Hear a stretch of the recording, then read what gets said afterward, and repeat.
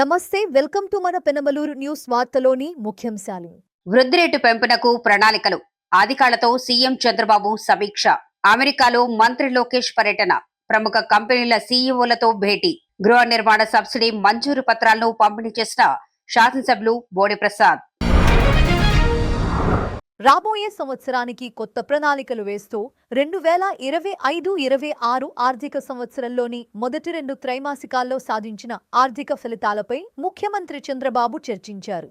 రాష్ట్ర అభివృద్ధి అంశాన్ని దృష్టిలో పెట్టుకుని అమరావతి సచివాలయంలో ఇవాళ ముఖ్యమంత్రి చంద్రబాబు అధ్యక్షతన మంత్రులు, కార్యదర్శులు, హెచ్ఓటీల కాన్ఫరెన్స్ జరగనుంది. మంత్రులు, కార్యదర్శులు, విభాగాధిపతులతో సీఎం సమీక్షా సమావేశం నిర్వహించారు. ఈ సమీక్షా సమావేశంలో వృద్ధి రేటు పెంపునకు రానున్న 4 నెలల్లో తీసుకోవాల్సిన అంశాలు, అమలు చేయాల్సిన ప్రణాళికపై చర్చించనున్నారు. GSDP, KPI, public positive perception, data driven governance వంటి ముఖ్య అంశాలపై చర్చ జరిగింది. ఈరోజు మనందరం కూడా ఆలోచించాల్సింది, ప్రజల కోసం పనిచేస్తున్నాం, ప్రజలు మెచ్చే పాలనివ్వాలి. చరిత్రలో మీరు చూస్తే రాజులు ఒకప్పుడు మారు వేషాలు వేసుకొని ప్రజలు ఏమనుకుంటున్నారో సమాచారం తెప్పించుకునేవాళ్ళు. తర్వాత ప్రజాస్వామ్యంలో మీరు చూస్తే ఎన్నో వ్యవస్థలు. ఈరోజు ఫస్ట్ మీరు చూసినప్పుడు ఇలాంటి సమస్యల్ని ఏ విధంగా పరిష్కారం చేయాలంటే ప్రజలకు మెచ్చిన పాలన, అవినీతి ఉంది కాబట్టి విజిలెన్స్ డిపార్ట్మెంట్ తీసుకొచ్చుకున్నాం, ఏసీబీ వచ్చింది.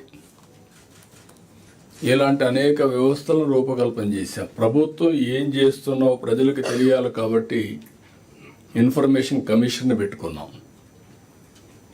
అంటే మనం చేసే పనులన్నీ ప్రజలకు ఎప్పటికప్పుడు తెలిసి ఒక పాజిటివ్ పబ్లిక్ పర్సెప్షన్ క్రియేట్ చేయడం కోసం అలాంటి డిపార్ట్మెంట్ పెట్టుకున్నాం. ఈరోజు వాట్సాప్ గవర్నెన్స్ వచ్చింది. లాస్ట్ మైల్కి రియల్ టైం కమ్యూనికేట్ చేసే right decision, which is the right decision communicate చేసే వ్యవస్థ కూడా వచ్చింది. దీనివల్ల ఆఫీసర్స్ ఏ డెసిషన్ తీసుకున్నా 95% ఎక్యురసీ, 90% ఎక్యురసీ వస్తుంది. నిన్న కూడా మీరు చూశారు, ఇండియాలో పోటీపడి వస్తున్నారు. మన దగ్గర గూగుల్ వచ్చారు, $15 బిలియన్ విశాఖపట్నంలో ఖర్చు పెడుతున్నారు. Data centre and AI. అది ఏ విధంగా వచ్చింది అని మీరు ఆలోచించుకుంటే, ఒకటి మనం టెక్నాలజీలో స్ట్రాంగ్గా ఉండడమే కాకుండా, రెండోది మన దగ్గర కొన్ని మార్పులు పవర్లో తీసుకొచ్చాం. గ్రీన్ ఎనర్జీ, ప్రపంచం అంతా కూడా గ్రీన్ ఎనర్జీ వైపు ముందుకు పోయే పరిస్థితికి వచ్చారు. ఈ 1.5 yearలో మీరు చూస్తే మనం గ్రీన్ ఎనర్జీ వైపు వెళ్ళాం. కాస్ట్ తగ్గుతుంది. భవిష్యత్తులో అన్ని దేశాల్లో ప్రోబిటివ్ కాస్ట్ ఎనర్జీ ఉంది. ఇక్కడ ఈ అడ్వాంటేజ్ ఉంటుందనే ఉద్దేశంతో విశాఖపట్నంలో 1 గిగావాట్ బిగ్గెస్ట్ డేటా సెంటర్ వచ్చే పరిస్థితికి వచ్చారు. నేను మైక్రోసాఫ్ట్ వచ్చారు. మైక్రోసాఫ్ట్ వచ్చి ఢిల్లీలో పిఎంను కలిసి 1,55,000 కోట్ల రూపాయలు పెట్టుబడులు పెట్టడానికి సిద్ధంగా ఉన్నారు. అంటే ప్రపంచానికి ఒక నాలెడ్జ్ హబ్గా భారతదేశం తయారవుతుంది. Presentation on centrally sponsored schemes, ఇది కూడా చాలా ముఖ్యం. లాస్ట్ ఇయర్ అంటే 5 సంవత్సరాలు ఏ స్టేజ్కి తీసుకొచ్చారంటే, లాస్ట్కి వచ్చే కొందికి సెంట్రల్లీ స్పాన్సర్డ్ స్కీమ్స్ వాడుకోవడం మానేసి వాళ్ళ డబ్బులు డైవర్ట్ చేసి గవర్నమెంట్ ఆఫ్ ఇండియా రూల్స్ మార్చారు ఆంధ్రప్రదేశ్ కోసం. ఆ రూల్స్ ఏ విధంగా మార్చారంటే, మీరు ఎస్క్రో అకౌంట్ పెట్టండి, మీకు డబ్బులు ఇస్తాం, పనిచేయండి, యూసీసీ ఇవ్వండి, మళ్ళీ అకౌంట్కే పంపిస్తాం. అంటే డైవర్ట్ చేయడానికి వీలు లేకుండా కొత్త విధానం తీసుకొచ్చారు. ఆంధ్రప్రదేశ్ జరిగిన అవకతవకల కోసం ఉండే అడ్మినిస్ట్రేషన్ మనం గుర్తుపెట్టుకోవాలి. ఇది ఈ సంవత్సరం మనం మ్యాక్సిమం సెంట్రల్లీ స్పాన్సర్ స్కీమ్స్ తీసుకురావాలి. అదే మరి ఇంకొక పక్కన డెట్, ఆంధ్రప్రదేశ్ బ్రాండ్ దెబ్బతిన్న తర్వాత లెఫ్ట్ అండ్ రైట్ అభివృద్ధి ఆగిపోయింది. అభివృద్ధి ఆగింది, ఆదాయం తగ్గింది, అప్పులు పెంచారు. అప్పులు అడిగే కొందికి అప్పు ఇచ్చేవాడు రేట్ ఆఫ్ ఇంట్రెస్ట్ పెంచాడు. ఈరోజు మీరు బెస్ట్ కంపెనీస్ కానీ గవర్నమెంట్స్ కానీ ఇండివిజువల్స్ కానీ క్రెడిట్ రేటింగ్ ఉంటుంది. ఎవరైతే బెస్ట్ క్రెడిట్ రేటింగ్ మెయింటైన్ చేస్తారో వాళ్ళకు తక్కువ ఇంట్రెస్ట్కి డబ్బులు ఇస్తారు. దానికి కారణం రేట్ ఆఫ్ ఇంట్రెస్ట్ ఎందుకు పెంచుతారంటే రిస్క్ ఫ్యాక్టర్. రిస్క్ ఫ్యాక్టర్ లేకపోతే తగ్గిస్తారు. 11, 12, 13%కి వెళ్ళిపోయారు. ఇప్పుడు డెట్ సర్వీసింగ్ బర్డెన్ అయ్యే పరిస్థితి వచ్చింది. ఆదాయం తగ్గింది, డెట్ సర్వీసింగ్ పెరిగింది, డెట్ పెరిగింది. ఇప్పుడు అందుకని డిపార్ట్మెంట్కి చెప్పి మొత్తం డెట్ అంతా కూడా రీషెడ్యూల్ చేయమంటున్నాం. వేరియస్ ఇన్నోవేటివ్స్ తీసుకొని how to do it, restructuring, అదే మరి ఇంకా కొన్ని మెథడ్స్ ఉన్నాయి, అవన్నీ చేస్తున్నారు. ఇక్కడ కూడా పీయూష్ ఓవరాల్గా అయితే ఈరోజు ప్రజెంటేషన్ చేసిన తర్వాత రోనాల్డ్ అయితే ఈ డెట్ ఎట్ట రీస్ట్రక్చర్ చేయాలి, కాస్ట్ ఎఫెక్టివ్ రుణాలు ఎట్ట తేవాలి, ఆల్ కార్పొరేషన్స్ కూడా ఎట్ట రీస్ట్రక్చర్ చేసుకోవాలి, ఈ ఎక్సర్సైజ్ ఆయన చేస్తున్నారు. వినయ్ అయితే ఇక్కడ డే టు డే ఎట్లా ఫైనాన్స్ చేయాలి, అన్ని డిపార్ట్మెంట్లు స్ట్రెంగ్తన్ చేశాం. ఇంకా ఏదైనా డిపార్ట్మెంట్స్ ఉంటే will strengthen every department, be clear, దాన్ని ఏ విధంగా చేస్తాం. Autodesk chief technologist Dev పటేల్తో మంత్రి నారా లోకేష్ భేటీ అయ్యారు. ఏపీలో యుఎస్ పెట్టుబడులకు సహకారం అందించాలని కోరారు. అమెరికాలో మంత్రి నారా లోకేష్ పర్యటిస్తున్నారు. రాష్ట్రానికి పెట్టుబడులు ఆకర్షించడమే లక్ష్యంగా వివిధ సంస్థలతో లోకేష్ వరుస భేటీలు నిర్వహించారు. ఐటీ మౌలిక సదుపాయాలకు మద్దతు ఇవ్వాలని కోరారు. వోప్స్ ర్యామ్ సీఈఓ వర్మతో మంత్రి లోకేష్ భేటీ అయ్యారు. అమరావతిలో డిజైన్ ఇన్నోవేషన్ అకాడమీ ఏర్పాటు చేయాలని ఈ సందర్భంగా కోరారు. Andhra Pradesh, the state that I represent, is one of the youngest states in India. We are about $180 billion economy, aspiring to be a $2.4 trillion economy. That means we need to grow at a CAGR of 15% year on year. And the way we've approached this growth is a clusterization. So we've chosen roughly about 20 subjects or clusters that we believe we should focus on. Automotive, renewable energy, electronics, compressed biogas, ports, aqua, all the way up to, of course, AI, data city, and the whole ecosystem. But what excites me in these clusters is the vertical and horizontal integration. So how do I capture the entire value of the ecosystem? So an example would be is, let's take a mobile phone, right? I mean, what are all the components that go into a mobile phone? And now those components is what I call are the verticals, and who are all the guys who make them? How do we put this together? The horizontal is again my education portfolio. Education, skilling, testing, and certification. So this is the approach that we've taken as a state. So to give you a few numbers out, 9% of Kia's global manufacturing comes out of my state. About 50% of India's air conditioning is made in my state. And with the 3 new deals done, we'll be at 70% in about 24 months. Renewable energy, we are among the top 5 in the country. So now we want to be either 1, if not 2, in the sectors that we operate in. So this is in automotive, drones, space. We're doing this in electronics manufacturing. We're doing this in medical devices, pharma, chemical, IT, of course, IT services, the entire data city. So that's been a very regimented approach in the way we believe that clusters have to be built out, and that's what makes, again, Andhra Pradesh very unique. The other thing is 3 clear reasons why Andhra Pradesh is, with all humility, able to do it better than my peers. One is we have a leadership which is proven. Mr. Naidu is a proven track record. This is his 4th term, but backed by a very young team. 50% of our legislatures are first-timers. 17 out of the 25 ministers are first-timers. So I'm a second-time minister, so I'm actually one of the more senior ones in this cabinet. So that gives you an understanding of the passion and energy that we bring to the table. The second reason is speed of doing business. So what other states cannot deliver and what we deliver is speed, and on a consistent basis. So we track each and every MOU that we do. There's a proper rigorous process around it. Abhishek and his colleague Saikan both had that initiative. Everything is tracked, ensure that the ground there, it's a smooth journey together. Investments over a certain number, get a WhatsApp group, and I'm on the group and I follow up on things. So I'm on close to now 30 groups, and we have a mechanism to follow. And there are a lot of Indian business houses which are diversified. They invest across sectors. So actually I have a briefing document which gets updated on a weekly basis that I send to the promoter of those companies saying, here's the update on your projects, including the Tatas, Adanis, Ambanis of the world, right? That's the way we work. So we bring in tremendous amount of professionalism. Just to give you a few numbers, 16 months from the day I had the first Zoom call with Aditya Mittal, we're going to break ground on India's largest steel plant. 16 months. We finished environmental clearances, the hearings are done, land is being given, R&R is happening. Next month, January, we will break ground. So that's 16 months. The conversation with Google is about 13 months. Vikas and I agreed 12 months, we took a month more. 13 months done, we announced it. We're going to break the ground around March next year after the budget is done. So Cognizant is doing one of the largest centers in my state. Conversation with Ravi happened in Jan at Davos, and we're breaking ground on 12th of this month. So pace at which we're able to get things done that India has not seen, and that positions ourselves quite well. The third reason is what I call double engine bullet train. In India we have this term called double engine sarkar, that is double engine government. It's the same party at the federal level and at the state level. It brings in greater alignment. We're Democrats at the president, and the governor has greater alignment or vice versa.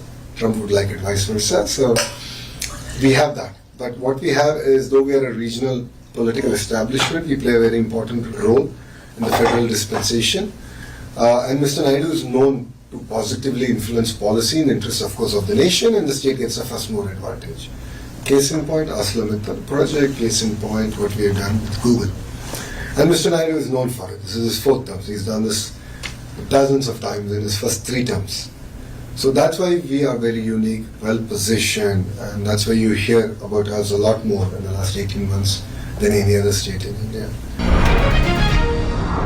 పేదవాడి సొంతింటి కలను నెరవేర్చేందుకు కూటమి ప్రభుత్వం కృషి చేస్తుందని గృహ నిర్మాణ మంజూరు పత్రాల పంపిణీ కార్యక్రమంలో ఎమ్మెల్యే బోడ ప్రసాద్ అన్నారు.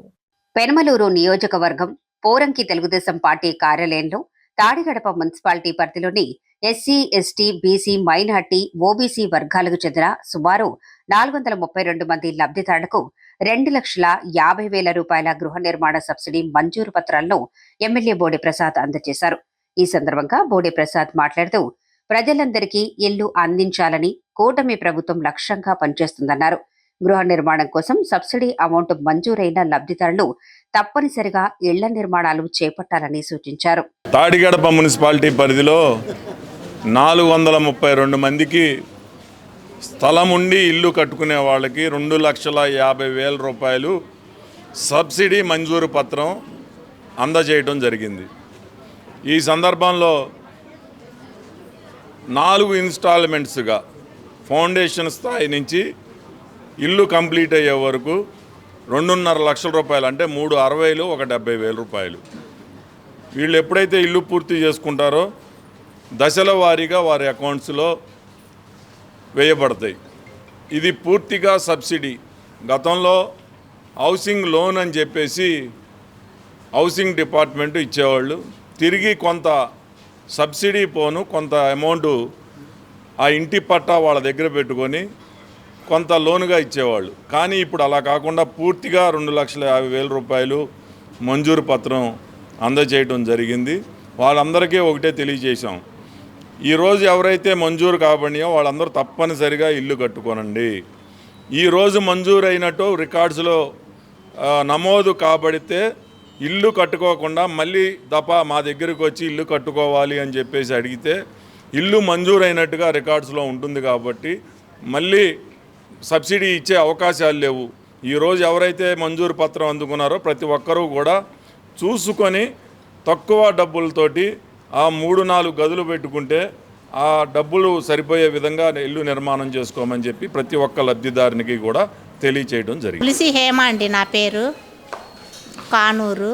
బోడే ప్రసాద్ గారు మనకు సబ్సిడీ ఇల్లు కట్టుకోవటానికి ఇల్లు లేక ఎన్నో సంవత్సరాల మించి అవస్థ పడ్డామండి మేము అద్దెలు కట్టుకుంటా. ఆయన చూసినప్పుడు అంతా నేను వస్తే చేస్తానమ్మా అన్నారు. ఈరోజు పిలిపించి మాకు వణుకూరులో కట్టుకోవటానికి సబ్సిడీగా ఇల్లు ఇచ్చారండి. పట్టా కూడా ఇచ్చారు. ఇవాళ 2,50,000 ఇచ్చారండి. సబ్సిడీ కింద చంద్రబాబు గారికి బోడే ప్రసాద్ గారికి నా ధన్యవాదాలండి. నమస్తే అండి. ఈరోజు మరి ఎమ్మెల్యే గారు ఇల్లు శాంక్షన్ అయిన వాళ్ళకి తన ఇళ్ళ పట్టాలు ఇవ్వడానికి మనకి గవర్నమెంట్ స్థలాల్లో ఇచ్చిన స్థలాల్లో ఇల్లు కట్టుకోవడానికి లోన్ శాంక్షన్ కింద 2,50,000 ఇచ్చి ఉన్నారనమాట. ఆ యొక్క పత్రాలు ఈరోజు అందజేసి ఉన్నారు. గౌరవనీయులైన ఎమ్మెల్యే గారికి ఎంతగానో మా కృతజ్ఞతలు తెలియజేసుకుంటున్నాము. అలాగే చంద్రబాబు నాయుడు గారికి, తెలుగుదేశం పార్టీకి, మరి కూటమి పార్టీకి మా కృతజ్ఞతలు తెలియజేసుకుంటూ ఈ 2,50,000 మా యొక్క బ్యాంక్ అకౌంట్లో ఇల్లు కట్టుకోవడానికి శాంక్షన్ చేస్తున్నారు. అందుకు గవర్నమెంట్కి మేము ఎంతగానో కృతజ్ఞతలు. ఇలా ఇంకా అనేకమే జరిగించాలని, ఇలాంటి ఎన్నో చేయాలని కోరుకుంటూ మరి పేదలందరికీ సహాయం చేయాలని ఈరోజు సొంత ఇంటి కళ మాకు ఎంతగానో నెరవేర్చినందుకు మేము ఎంతగానో సంతోషిస్తున్నాం. రిజర్వాయర్ నిర్మాణ పనులకు శంకుస్థాపన చేసిన ఎమ్మెల్యే బోనె ప్రసాద్. పెనమలూరు నియోజకవర్గం తాడిగడప మున్సిపాలిటీ పరిధిలోని యనమల కుదురు సర్కిల్ నందుగల కమ్యూనిటీ హాల్ మున్సిపల్ ఓపెన్ సైట్లో 200 KL సామర్థ్యం గల రిజర్వాయర్ నిర్మాణ పనులకు శాసనసభ్యులు బోడి ప్రసాద్ శంకుస్థాపన చేశారు. ఈ సందర్భంగా బోడి ప్రసాద్ మాట్లాడుతూ తాడిగడప మున్సిపాలిటీ పరిధిలో కోట్ల రూపాయలు వెచ్చించి అభివృద్ధి పనులు చేపడుతున్నామన్నారు. నిర్మాణ పనులు వేగవంతంగా పూర్తి చేసి ప్రజలకు అందుబాటులోకి తీసుకొస్తున్నామని పేర్కొన్నారు. గత పాలకులు చేసిన తప్పిదాలు సరిదిద్దటాకే సంవత్సరం కాలం పట్టిందని రెవెన్యూ శాఖ మంత్రి అనగానే సత్యప్రసాద్ అన్నారు. అమరావతి ఎన్టీఆర్ భవన్ తెలుగుదేశం పార్టీ కార్యాలయంలో రెవెన్యూ మరియు స్టాంప్స్ అండ్ రిజిస్ట్రేషన్ శాఖ మంత్రి అనగానే సత్యప్రసాద్ విలేకరులతో సమావేశం నిర్వహించారు. ఈ సందర్భంగా మంత్రి మాట్లాడుతూ గత పాలకులు చేసిన పాపాలను సరిదిద్దటానికి సంవత్సరం టైం పట్టింది, అయినా ఇంకా పూర్తి చేయలేకపోయామన్నారు. గత పాలకులు చేసినటువంటి పాపాలు కడుక్కోవడానికే మాకు సంవత్సరం పైన పట్టింది. ఇంకా అంటే పూర్తిగా కూడా కొన్ని విషయాల్లో ఇంకా పూర్తిగా కూడా మేము ప్రజలకు న్యాయం చేయలేకపోయాం. రీసర్వే దానికి ఉదాహరణ. దాదాపుగా 6,688 గ్రామాల్లో వాళ్ళు హడావిడిగా చేసి వాళ్ళు ఫోటోలు వేసుకున్నారు తప్ప ఎక్కడ కూడా వాళ్ళకి ప్రాపర్గా వారి భూమి వరకు అప్పచెప్పలేదు. కానీ గత సంవత్సరంన్నరలో ఏదైతే రీసర్వే గతంలో జరిగిందో అన్ని గ్రామాల్లో కూడా మళ్ళా గ్రామ సభలు పెట్టి ఎక్కడైతే ఇబ్బందులు ఉన్నాయో వాళ్ళందరికీ కూడా నోటీసులు ఇచ్చి వారు అందుబాటులో లేకపోతే వాట్సాప్ కాల్ చేసి మరీ కూడా ఈ రోజున దాదాపుగా 7,600 గ్రామాల్లో రీసర్వే పూర్తి చేశాం. ఇవన్నీ కూడా పగడ్బందీగా ఎక్కడ ఎవరికి ఇబ్బంది ఉన్నా కూడా వారికి ఓపెన్ డొమైన్లో మేము అంటే మా అధికారులు ఉంటాం. అలాగే ఆన్లైన్లో కూడా కంప్లైంట్స్ తీసుకోవడం అన్నీ కూడా పరిష్కారం దిశగా ముందుకు వెళ్తూ ఉన్నాం. అలాగే దాదాపుగా ఈ ఆటోమేటేషన్స్ అయితే ఉన్నాయో అది చాలా ఇంపార్టెంట్ ప్రక్రియ. గతంలో చాలా ఇబ్బందులు అవుతూ ఉండేది, ఆలస్యం అవుతూ ఉంటే అయితే గౌరవ ముఖ్యమంత్రి గారి యొక్క ఆదేశాల మేరకు అర్బన్లో అయితే మొన్న 8వ నెలలో నేనే స్టార్ట్ చేశాను గుంటూరు పట్టణంలో. మరి వివిధ రూరల్ ఏరియాస్లో కూడా దాదాపుగా 1,74,000 రిజిస్ట్రేషన్ వెబ్లాండ్లో ఆటోమేటేషన్ ద్వారా పేరు నమోదయ్యడం జరిగింది. ఇవన్నీ ఒక మంచి పరిణామం. రాబోయే రోజుల్లో ఎలాంటి అంటే ఎర్రర్స్ లేకుండా జీరో ఎర్రర్ రెవెన్యూ చేయాలనే లక్ష్యంతో ఆటోమేషన్ చేసుకుంటూ ఏఐ ద్వారా ఉపయోగించి ఎలా అయితే మనం రిజిస్ట్రేషన్స్ని ఈ యొక్క రెవెన్యూ వ్యవస్థని మనం ఇంటిగ్రేట్ చేయగలము అనేది కూడా ఒక వే ఫార్వర్డ్ కూడా చెప్పడం జరిగింది. 2000 సంవత్సరం ముందు ఉన్నటువంటి అన్ని ROH కూడా రిజిస్టర్ ఆఫ్ హోల్డింగ్స్లో ఉన్నటువంటి సమాచారం అంతా కూడా ఆటోమేషన్ చేసి దాని అన్నీ కూడా ఆన్లైన్లో పెట్టే విధంగా ఎక్కడ రిజిస్ట్రేషన్ అయితే అప్పుడు ఇమీడియట్గా మ్యూటేషన్ అవ్వడం, వారికి రిజిస్టర్ పోస్ట్లో ఆ డాక్యుమెంట్స్ వెళ్ళే విధంగా కూడా ఒక కార్యాచరణ రూపకల్పన చేశాం. ఎందుకంటే మనం చూస్తాం ప్రతిరోజు మనం రెవెన్యూ PGR చూస్తే రెవెన్యూ సమస్య కనపడతా ఉంది. దాంట్లో చేయగలిగినవన్నీ చేయలేని ఎందుకు చేయలేము అనేది కూడా చెప్పాల్సిందిగా మేము గతంలో కూడా చాలాసార్లు అధికారులకు చెప్పడం జరిగింది. అయితే ఈ రోజున గౌరవ ముఖ్యమంత్రి గారు ఏదైతే 26 జిల్లాలు ఇవాళ ఉన్నాయో 26 జిల్లాల్లో కూడా జేసీలని నూతనంగా ఎక్కడైతే లేరో అందరూ కూడా ఇమీడియట్గా వారం రోజుల్లో జేసీలని అందరినీ కూడా పెట్టి ఏదైతే జిల్లాలు పెరుగుతూ ఉన్నాయో అక్కడ కూడా అవసరం వచ్చినప్పుడు అక్కడ కూడా పెట్టి తప్పకుండా వారిని అంటే మెజారిటీగా కేవలం రెవెన్యూ సమస్యలు పరిష్కరించడం కోసమే వాళ్ళని వాడే విధంగా అంటే జేసీ ఫీల్డ్లో ఉంటారు, మనకి అగ్రికల్చర్ కార్యక్రమాలు చేస్తారు, కానీ రెవెన్యూ విషయంలో ప్రత్యేకంగా ఈ జేసీలు పనిచేయాలని చెప్పేసి వాళ్ళకు కూడా టైం లైన్ పెట్టి 1 year డౌన్ ద లైన్ ఉన్న ప్రతి సమస్య కూడా పరిష్కారం చేసే దిశగా ఈ కార్యక్రమం చేయాలని చెప్పేసి కూడా చెప్పారు. మరి ముఖ్యంగా అయితే 22A మనం ఎక్కడ చూసినా కూడా వచ్చేది ఆ జాబితాని కూడా క్లారిఫై చేసి, ముఖ్యంగా మా దగ్గరికి వచ్చినటువంటి గతంలో అయితే PACSలో ఆక్షన్లో కొన్ని ఉన్నాయి, కోర్టులో ఆక్షన్లో కొన్ని ఉన్నాయి, అవన్నీ కూడా ఇమీడియట్గా క్లియర్ యాజ్ పర్ అంటే 99 ఐ థింక్ 99 ముందు దాన్ని PACSలో అసైన్ భూములు మనం లోన్కి పెట్టుకునే అవకాశం ఉండేది. దాని తర్వాత ఏ అయితే 99 ముందు పెట్టారో అవి డబ్బులు కట్టకపోతే ఆక్షన్ పెట్టేవాళ్ళు. అవన్నీ కూడా 22Aలో పెట్టి చాలామంది రైతులు ఇబ్బంది పడి మా ఆఫీసు తిరుగుతూ ఉన్నారు. అవన్నీ వెంటనే 22A నుంచి తీసేయాలని చెప్పేసి, ఎందుకంటే వాళ్ళు కొనుక్కుంది గవర్నమెంట్ ఆక్షన్లో కాబట్టి వాళ్ళకి ఇబ్బంది జరగకూడదనే లక్ష్యంతో ఇలాంటి ఒక పాజిటివ్ డెసిషన్స్ చాలా కూడా ఈరోజు తీసుకోవడం జరిగింది. ఫ్రీ హోల్డ్ మీద కూడా చాలాసేపు డిస్కషన్ జరిగింది. ఏదైతే సోదరులు అడిగారో అది కూడా, అంటే దాంట్లో మన దాదాపుగా ఈ రోజు వరకు ఏ గవర్నమెంట్ ఇచ్చినా కూడా 36 లక్షల ఎకరాలు ఫ్రీ మనకి అసైన్మెంట్ చేసేటువంటి ఉంది. కానీ ఈ రోజున మనకి లెక్క తేలుతుంది 11 లక్షలే. సో ఈ 11 లక్షల్లో వివిధ రకాలుగా ఇల్లీగల్గా లీగల్గా జరిగినవన్నీ ఎన్ని చేయాలి ఇవన్నీ కూడా రేపు 11వ తారీఖు మాకు జియో ఏముంది, దాని తర్వాత పూర్తి నివేదిక ఇస్తే 1-2 నెలల్లో ఫ్రీ హోల్డ్ గురించి కూడా తప్పకుండా ఒక సొల్యూషన్ తీసుకొద్దామని చెప్పేసి కూడా, అంటే ఎన్ని నేను చెప్తాను ఎందుకు ఉన్నా అంటే గతంలో చేసిన హడావిడి, వాళ్ళు దోచుకుందామని గత పాలకులు చేసిన పాపాలు ఈ రోజుకి ఒక కొలికి వస్తూ ఉన్నాయి.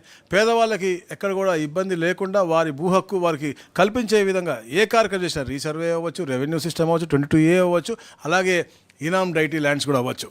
ఇనామ్ డైటీ ల్యాండ్స్లో కూడా మనం ఎలా చేస్తే, ఎందుకంటే గతంలో 2019లో ఒక ఆర్డినెన్స్ ఇచ్చారు, అది నిర్వీర్యం అయిపోయిన తర్వాత గవర్నమెంట్ వచ్చిన తర్వాత దాని మీద కూడా అధ్యయనం చేసి మా స్పెషల్ చీఫ్ సెక్రటరీ గారిని తీసుకుని రమ్మని చెప్పారు. అది కూడా ఎట్లా చేసి అంటే this a process in the government. So అన్ని కొన్ని యాక్ట్లు మార్చాల్సినవి ఉంటాయి. ఇవన్నీ ఎలా చేస్తే పేదలకి మంచి జరుగుతుందని చెప్పేసి వే ఫార్వర్డ్ కూడా తీసుకురావడం జరిగింది. వార్తలు ముగించే ముందు ముఖ్యాంశాలు మరోసారి. వృద్ధి రేటు పెంపునకు ప్రణాళికలు, అధికారులతో సీఎం చంద్రబాబు సమీక్ష. అమెరికాలో మంత్రి లోకేష్ పర్యటన. ప్రముఖ కంపెనీల సీఈఓలతో భేటీ. గృహ నిర్మాణ సబ్సిడీ మంజూరు పత్రాలను పంపిణీ చేసిన శాసనసభ్యులు బోడి ప్రసాద్. వార్తలు ఇంతటితో సమాప్తం. తిరిగి మరల తర్వాత ముఖ్యాంశాల్లో కలుద్దాం. అంతవరకు చూస్తూనే ఉండండి మన పెనుమలూరు న్యూస్.